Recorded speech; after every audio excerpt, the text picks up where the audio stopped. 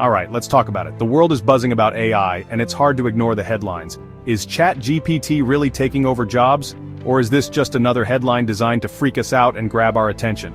I get it. AI's everywhere. From customer service to coding, even creative gigs are feeling the pressure. It's changing the way we work, and it's happening fast. But here's the twist. It's not just about losing jobs, it's about how jobs are changing, evolving into something new. Now, before you panic quit your career, let me say this. History's full of moments like this. Every big tech shift, people worried, but we always found a way forward. But the winners? They adapted. They learned new skills, embraced change, and kept moving ahead. So, what should you focus on now? What skills will actually matter in the age of AI? First, creativity.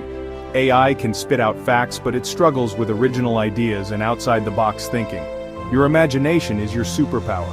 Second, emotional intelligence. Machines don't do empathy, or reading the room, like humans do. Building relationships is still a human thing. Third, problem solving. When things get messy, AI follows rules. But real people? We break them, find new paths, and connect the dots in ways no algorithm can. And here's the best part. It doesn't matter where you're from, or what you studied.